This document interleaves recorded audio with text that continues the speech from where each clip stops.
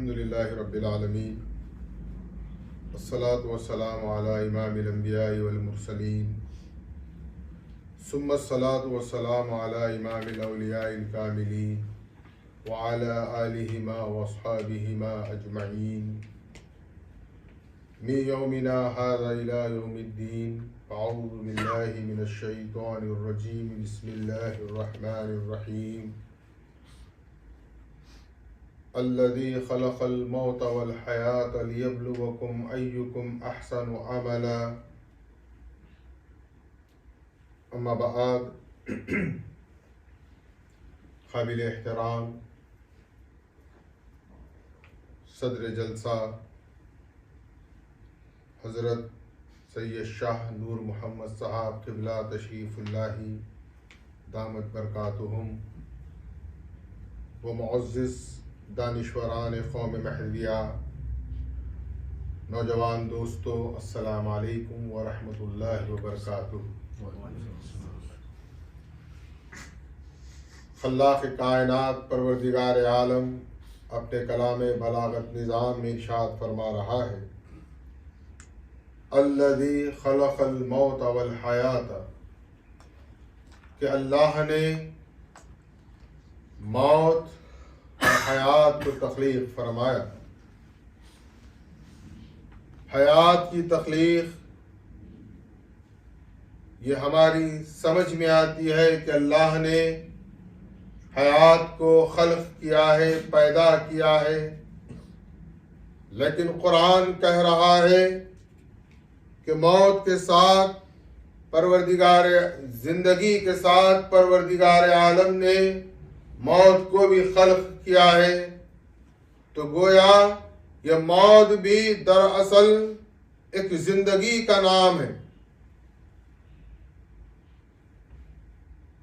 یہ زندگی ہماری کتنی ہے اس دنیا میں، اس کا کیا وقفہ ہے، اس کی کیا طوالت ہے، اس کو سمجھنے کے لیے آقا کونین احمد مجتبیٰ محمد مصطفیٰ صلی اللہ علیہ وسلم ایک مرتبہ اپنے اصحاب سے سوال کرتے ہیں کہ کیا کوئی بتا سکتا ہے کہ زندگی کا وقفہ کتنا ہے؟ کسی صحابی رسول نے عرض کیا کہ یا رسول اللہ صلی اللہ علیہ وسلم، زندگی اتنی ہے کہ اذان اور اقامت میں جو وقفہ ہے اس وقفے کا نام زندگی ہے۔ کسی اور صحابی نے کہا کہ نہیں یا رسول اللہ، زندگی کا وقفہ اتنا ہے کہ ایک سلام پھیرنے سے دوسرے سلام پھیرنے میں جو وقفہ ہے اس کا نام زندگی ہے۔ ہر ایک نے اپنی اپنی رائے پیش کی۔ آخر میں معلم انسانیت رحمت للعالمین باعث تکوین کون و مکان احمد مجتبیٰ محمد مصطفیٰ صلی اللہ علیہ وسلم نے ارشاد فرمایا، نہیں، زندگی صرف اتنی ہے، زندگی کا وقفہ اتنا ہے کہ پلک جھپکنے میں جو وقفہ ہوتا ہے اس کا نام زندگی ہے۔ اب اتنے قلیل وقفے کی زندگی کے لیے ہم کتنی جد و جہد اور کتنی تقدو کرتے ہیں، ہم غور کریں، جبکہ محمد الرسول اللہ صلی اللہ علیہ وسلم نے اس کو اتنا مختصر بیان فرمایا کہ پلک جھپکنے میں کیا وقت لگتا ہے۔ ہم بارہا یہ بات دیکھتے ہیں، لیکن ہم کبھی غور نہیں کرتے کہ ہمارے گھر میں اگر کوئی نومولود بچہ پیدا ہوتا ہے تو ہم بہت ہی مسرت کے ساتھ اس کے ایک کان میں اذان کہتے ہیں، دوسرے کان میں اقامت کہتے ہیں۔ کیا کبھی ہم نے غور کیا کہ اذان کہنے کے بعد آج موجودہ دور میں نماز کے لیے آپ کو 15 منٹ یا آدھے گھنٹے کا وقفہ دیا جاتا ہے، لیکن اقامت جب کہی جاتی ہے تو ابھی اقامت کے اختتامی کلمات ہوتے ہیں کہ امام تکبیر تحریمہ کہہ کر اللہ اکبر کہہ کر نماز کی رکعت کو باندھتا ہے۔ یہ بات ہم روزمرہ اپنی حیات میں دیکھتے ہیں، اذان بھی ہوتی ہے، اقامت بھی ہوتی ہے۔ آئیے جب نومولود بچہ پیدا ہوتا ہے تو ہم کیا کرتے ہیں؟ ایک کان میں اذان کہتے ہیں، دوسرے کان میں اقامت کہتے ہیں۔ اب آپ تصور کریں کہ نماز کے لیے اذان بھی ہو گئی، اقامت بھی ہو گئی۔ اب آپ سوچیں کہ جب میت ہو جاتی ہے، جب انسان اس دنیا سے گزر جاتا ہے تو نماز جنازہ ہم ضرور پڑھتے ہیں۔ کیا کبھی کسی نے کوئی مسلک ہو جائے، عالم اسلام کا کوئی فرقہ ہو جائے، آپ بتائیے کسی مسلک کسی فرقے میں نماز جنازہ کی بھی اذان ہوتی ہے؟ نماز جنازہ کی کوئی اذان کسی کے پاس نہیں ہے۔ کیا نماز جنازہ کی اقامت ہوتی ہے؟ کہتے تو نماز جنازہ ہے، صلاۃ الجنازہ کہتے ہیں، احادیث رسول مکرم میں صلاۃ الجنازہ کے الفاظ آئے ہیں۔ پھر کیا ہوتا ہے؟ نہ نماز جنازہ کے لیے اذان کہی جاتی ہے، نہ اقامت کہی جاتی ہے، سیدھے نماز ادا کی جاتی ہے۔ اور یہ بتایا جاتا ہے کہ جب تم دنیا میں آئے، آنکھ کھولے، اس وقت اذان بھی ہو گئی، اقامت بھی ہو گئی، بس اب نماز باقی رہ گئی ہے۔ تو یہ ہماری زندگی ہے، لیکن اس زندگی میں ہم اپنی خدمات کیا پیش کریں؟ شہزاد علی خان نے بہت اچھی بات کہی اپنی تقریر میں کہ ہر کوئی اپنے لیے جیتا ہے۔ رحمت علی خان کا سب سے بڑا وصف یہ تھا کہ وہ خود کے اپنے لیے کے علاوہ قوم کے لیے جیے ہیں۔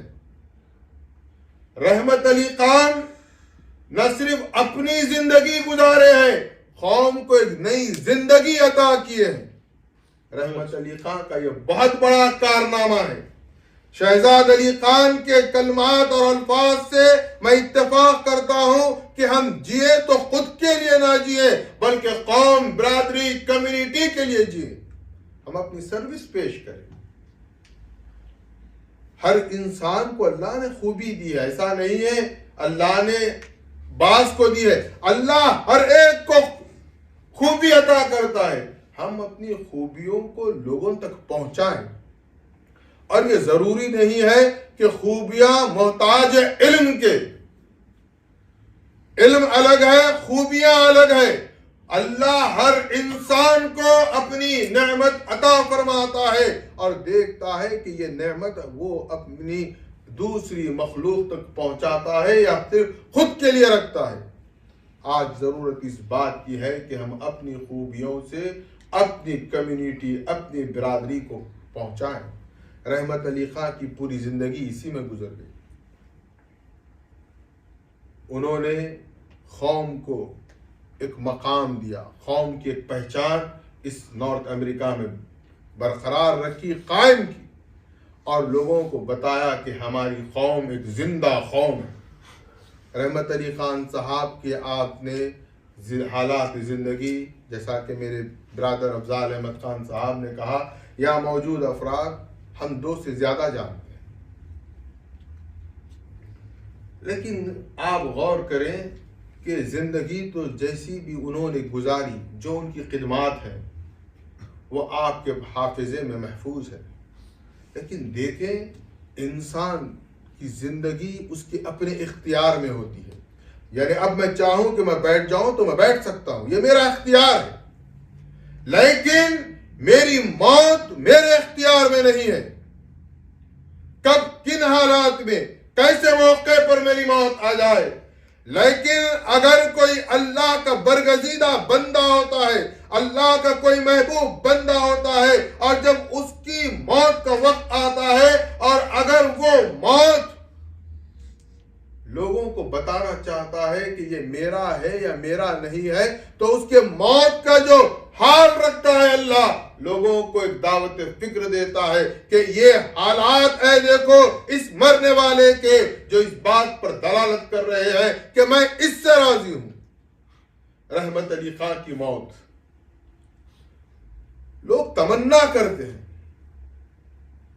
شب برات، شب مغفرت کی رات ہے۔ رحمت علی خان اپنی جگہ علیل ہے، بستر پر ہیں، لیکن انہیں احساس تو ہے کہ وہ اللہ کے بندے ہیں۔ آپ دیکھیں کہ اللہ نے ان پر کیسا کرم کیا ہے. ان کی موت ہمارے لیے سبق ہے، درس ہے. ہم محسوس کریں کہ وہ اللہ کے محبوب بندے ہیں. شب برات، مغفرت کی رات اور حسن اتفاق دیکھیں. نہ صرف شب برات شب مغفرت ہے بلکہ شب جمعہ بھی ہے. دو عظیم شب ان کے آخرت کے سفر کی ابتدا بن رہی ہے، جو دلالت کر رہی ہے کہ رحمت علی خان کو اللہ نے اپنا محبوب بندہ بنا لیا ہے. اور دیکھیں کہ وقت بھی کتنا عظیم ہے. شب مغفرت، شب جمعہ، نماز فجر کے بعد. ابھی نماز جمعہ کے لیے لوگ تیاری کر رہے ہیں اور اللہ چاہتا ہے رحمت علی خان ہم تمہاری یہ تیاری کرتے ہیں کہ تم اس دار فانی سے کوچ کر کے دار البقا کی طرف آ جاؤ. ان کی موت یہ ثابت کر رہی ہے کہ اللہ نے انہیں اپنا محبوب بندہ بنا لیا. یہ بہت بڑا انعام ہے، کیونکہ کسی کے ہاتھ میں، کسی کے اختیار میں نہیں ہے کہ میں فلاں دن مروں گا، فلاں رات مروں گا، فلاں موقع پر مروں گا. کوئی دعویٰ نہیں کر سکتا. یہ اللہ کے اکرام پر، اس کے فضل پر منحصر ہوتا ہے. اور اللہ نے رحمت علی خان صاحب پر یہ فضل فرمایا کہ انہیں شب مغفرت کی وہ اولین ساعتوں میں، جو شب جمعہ بھی ہے، اس کے ساعتوں میں نماز فجر کے بعد اپنی بارگاہ اہدیت میں قبول فرمایا. بندہ مومن اس دنیا سے جاتا ہے، چلا جاتا ہے، ہمارے درمیان نہیں ہوتا. ہم کیا سمجھتے ہیں کہ وہ ختم ہو گیا. یاد رکھیے ختم نہیں ہوتا وہ. میں ایک بات آپ سے عرض کرنا چاہتا ہوں. گلاب کا پھول ہے، پھول ہے، آپ نے دیکھا یہ پھول ہے. پھر کیا ہوتا ہے؟ وہ پھول سے اس کی خوشبو کو نکال لیا جاتا ہے، عطر بنایا جاتا ہے. اب وہ پھول تو نظر نہیں آ رہا ہے، لیکن اس کی جو اصل ہے خوشبو وہ عطر میں محفوظ ہو گئی. اب آپ کہیں گے کہ عطر استعمال ہو گیا، ہم نے اپنے لباس پر لگا لیا، مقام پر لگا دیا، کہیں اور لگا دیا. لیکن یقین مانیے آپ نے لگا کر سمجھا کہ خوشبو ختم ہو گئی، جبکہ وہ خوشبو فضا کا حصہ بن گئی. اور کب تک باقی اللہ عالم. رحمت علی خان بھی ایک پھول ہے جو اس دنیا سے بظاہر اوجھل ہو گیا، لیکن اس کی خوشبو دیکھیے آج بھی مہک رہی ہے. اس کا ثبوت ہے کہ شہزاد علی خان آج آپ کے سامنے آ کر مخاطب کی. یہ اس خوشبو کی پھول ہے، محسوس کریں. افراد خاندان ہیں. آج میں کہوں گا کہ رحمت علی خان ایک جا کر انیک ہو گئے ہیں. اور رحمت علی خان صاحب کی زندگی میں جو کچھ بھی انہوں نے خدمات دی ہیں، ہم ان کے لیے صرف دعا کر سکتے ہیں. اور ہمارا یہ فریضہ ہے. اور یاد رکھیں کہ مرحوم کے ایصال ثواب کی دعا اللہ سنتا ہے.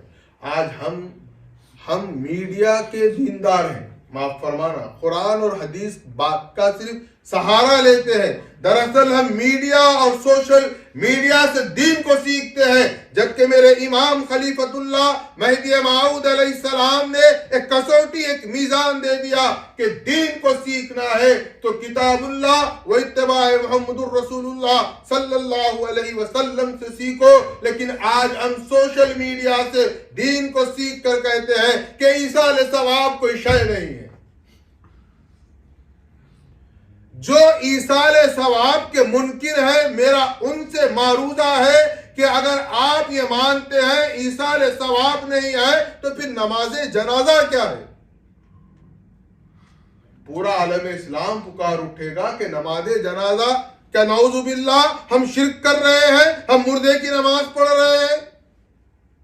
سوچیے آپ، کہہ تو رہے ہیں نماز جنازہ میت بھی سامنے رکھ کر پڑھتے، پیچھے رکھ کر نہیں پڑھتے. کیا کوئی یہ کہہ سکتا ہے، یہ فتویٰ دے گا کہ یہ شرک ہو رہا ہے، مردہ سامنے ہے اور مردے کی نماز پڑھ رہے ہیں؟ کوئی نہیں کہے گا. پھر کیا کہے گا؟ نہیں، یہ میت کے ایصال ثواب کی نماز ہے، ایصال ثواب کی دعا ہے نماز جنازہ. تو جو لوگ ایثار ثواب کا انکار کرتے ہیں، میں ان سے بہت ادب سے کہتا ہوں نماز جنازہ بھی پڑھنا چھوڑ دیں، اور کہتے ہیں کہ یہ قبر پر پھول ڈالنا یہ مرشدوں کا طریقہ ہے۔ ارے خدارا ہم کو بخش دو، کبھی مسلم اٹھا کر پڑھو، کبھی بخاری اٹھا کر پڑھو، فلاں نے کہہ دیا مان لیا۔ ارے میں دعوت دے رہا ہوں پوری ذمہ داری سے، مسلم شریف کو پڑھیے آپ۔ میرے آقا و مولا محمد الرسول اللہ صلی اللہ علیہ وسلم جب ایک مقام سے گزر رہے تھے تو آپ نے دیکھا کہ 2 قبروں پر عذاب الہی کے فرشتے مسلط تھے، ان پر عذاب ہو رہا تھا۔ حدیث کا میں اصل مغز آپ کے سامنے رکھتا ہوں، حدیث طویل ہے۔ آپ نے اس قبر عذاب کی تخفیف کے لیے قریب میں موجود 2 سرخ ٹہنیاں، درخت کی ٹہنیوں کو قبر پر رکھ کر فاتحہ خوانی کی اور پلٹ کر آنے لگے تو آپ نے پوچھا یا رسول اللہ آپ نے قبر پر یہ 2 ٹہنیاں کیوں رکھی ہیں؟ سائنس کو تو مانتے ہیں، چلیے اللہ کا شکر ہے، ہماری بات نہ مانے۔ سائنس کہتی ہے کہ جو پتا ہوتا ہے جھاڑ کا وہ زندہ ہوتا ہے، اور قرآن سے ثابت ہے کہ ہر زندہ اللہ کی مخلوق اللہ کا ذکر کرتی ہے۔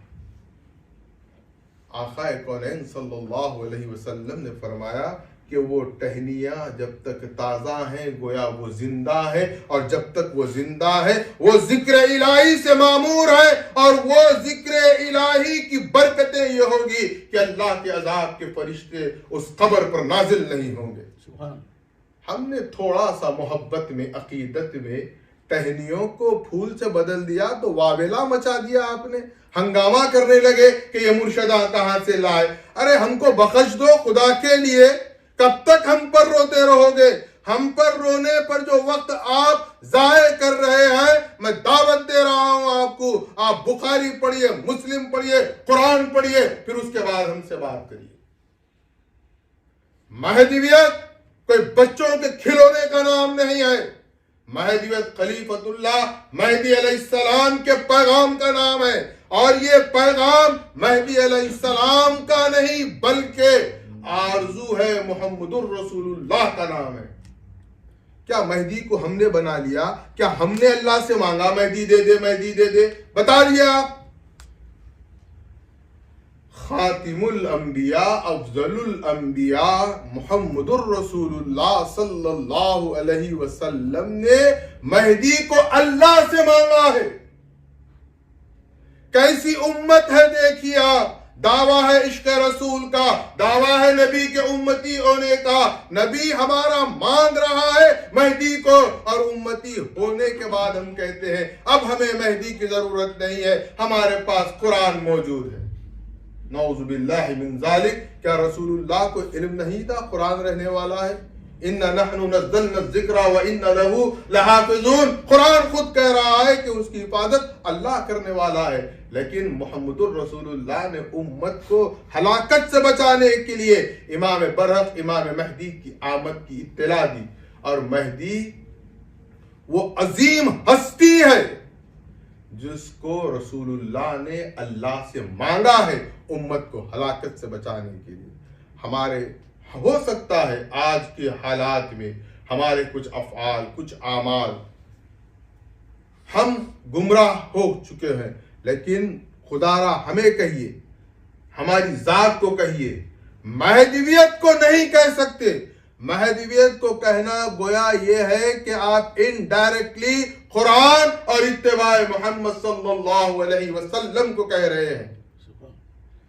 مہدی علیہ السلام نے، جیسا کہ ابھی آپ نے سنا کہ مہدی علیہ السلام کا مال لوٹ لیا گیا، آپ کے پاس جو کچھ تھا لوٹ لیا گیا، تو آپ نے جب پوچھا گیا کیا گیا ہے، کیا کتنا عظیم جواب ہے، آپ نے یہی کہا، آپ نے سنا ابھی، کل بھی خدا تھا اب بھی خدا ہے۔ اللہ اکبر اللہ اکبر، یہ مہدویت ہے۔ بتائیے کس مسلک میں کس فرقے میں یہ پیغام آپ کو ملتا ہے؟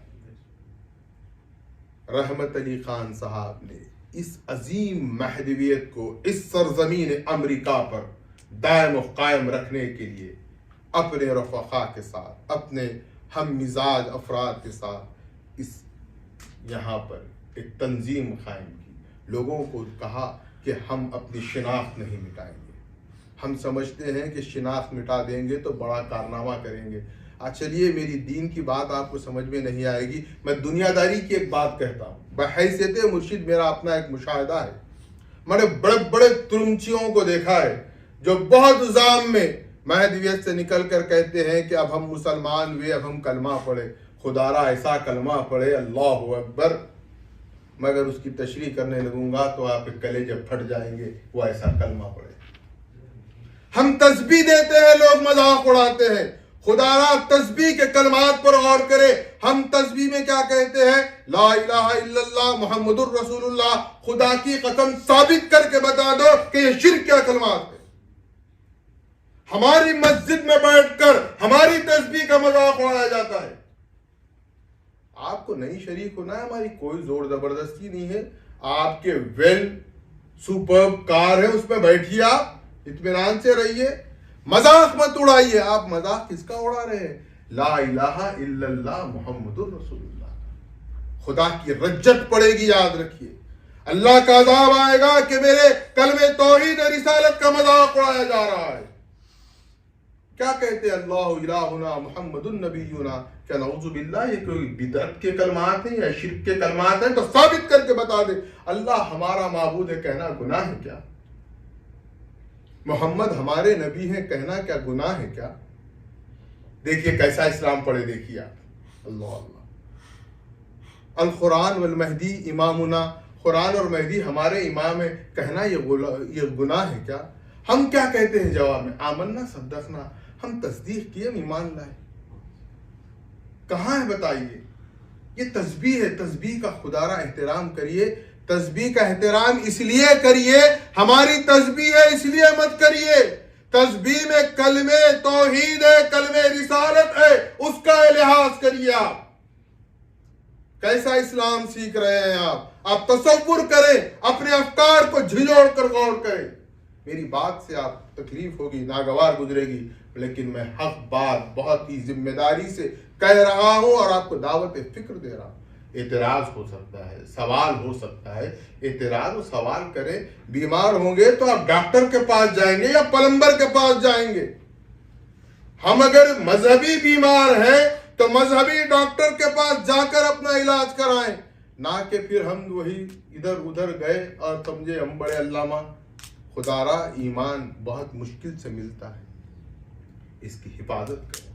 رحمت علی خان صاحب نے اس سرزمین امریکہ میں اس ایمان کی حفاظت کا بیڑا اٹھایا، اور اللہ نے دیکھیے جب اللہ کی راہ میں نکلے تو اللہ نے ان کی راہیں کھولتے چلے گئے، راہیں بناتے چلے گئے۔